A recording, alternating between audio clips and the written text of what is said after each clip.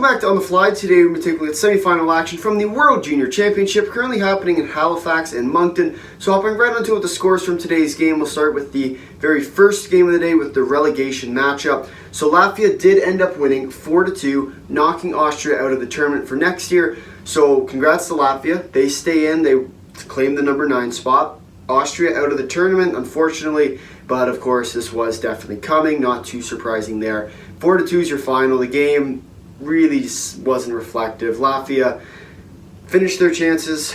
Austria didn't. They were pretty equal throughout. Really could have went either way. Just Lafayette was the team that finished, which really has been the story of this relegation tournament so far. Both teams very evenly matched for the most part. Just Lafayette is able to finish their chances for Austria, quite not having the skill to do so. That's your final score of the relegation is 4-2. And because Lafayette won yesterday, or 2 days ago rather, they win the series, best 2 of 3. Lafayette wins the series. Lafayette stays in next year. Austria out. There's your relegation tournament right there. So moving on to the games that actually matter. No offense to the relegation stuff, but let's be honest here. It doesn't really matter in the grand scheme of things. So we'll start off with the first semifinal of today between the Czechs and the Swedes. And in this one, it was a very good game overall throughout all 3 periods. And really could have went either way. It was 1-0 in the final minute of the third. Czechs tied it up 1-1 going to overtime. 9 minutes pass in overtime and the Czechs score to win it. So really good game overall for the most part.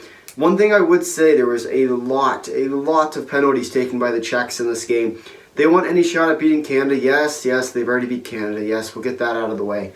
If they want any shot at beating Canada, they cannot be taking those penalties against Canada because Canada will score on them. Unlike Sweden, who we've seen really has struggled on their power play, Canada doesn't really struggle that much. So if you're going to take penalties against the Canadians, you're going to get scored on. So for the Czechs, definitely a red flag there, something to watch for headed into tomorrow's game.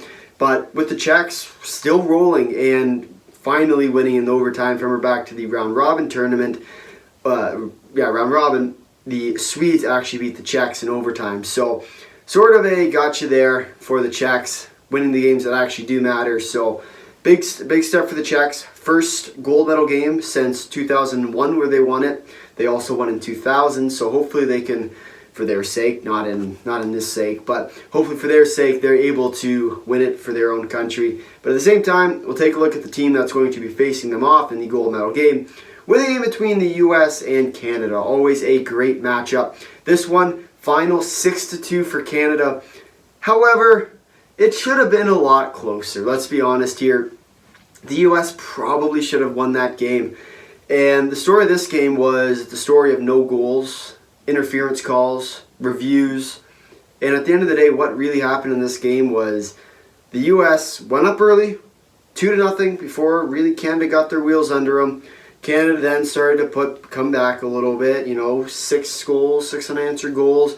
But at the same time, the U.S. in between those 6 unanswered goals had 2 goals that were disallowed because of goaltender interference. The first one, you could make an argument for it. I'm not saying it was. I'm a little bit biased, but I think it was right on the line. You could have called it either way. The second one was goaltender interference. The guy shoved his pad into the net. But at the same time, it really could have went either way. And Milic, the Canadian goaltender, stood on his head. He had something like 43, 45 saves in a pretty much a slaughter fest for both sides. They were just pounding the net, really giving up opportunities for opportunities. But at the end of the day, Canada got the win, won 6-2. And when you look at this, that's huge. And for Canada to move on, beating a team like the U.S., a lot of momentum coming into the finals, which is always helpful. And we'll sort of see what they can do against the Czechs. If we look back to the round robin tournament, the Czechs did beat Canada. And I gave a little rant after that. But at the same time, when we look at how Canada played, there was reasons why Canada lost that game. That wasn't due to skill. It was they were playing on their own. They didn't want to play together. And let's be honest, Canada's looked a lot better since then. So we'll see how the Czechs fare against Canada, and the Czechs also have looked very good the entire tournament. So we'll see how they do there. As for the bronze medal game, U.S.-Sweden, always a good game. 2 teams that are really good. At the end of the day, I think I'm going to have to give it to the U.S. Just a slight edge. Just the way the 2 teams match up. U.S. is very similar to Canada. Could have won either way in that game, and I think just seeing how Canada played the Swedes in the round robin, U.S. is going to probably take this slimly. I'm not sure it's going to be a large margin, but it's definitely going to be enough of a margin to take note of. We'll see, of course, stay tuned for tomorrow. But at the end of the day, U.S.-Sweden, going to be a tight game. I think the U.S. is going to take it, though. And then in the Czech-Canada game, I hope Canada takes it. But after earlier in this tournament, Canada has to play to their team level. They can play as a team. They can play together. There's no reason why the Czechs should have any shot at this. But at the same time, definitely still something to watch for. So take a look at the upcoming games coming up tomorrow with the U.S. and the Swedes coming your way at 2:30 p.m. Eastern Standard Time. Going to be a great game, and I think definitely one to watch. Not necessarily your game of the day because it's the bronze medal, but coming up for your game of the day at 6:30 p.m. Eastern Standard Time between Canada and the Czechs.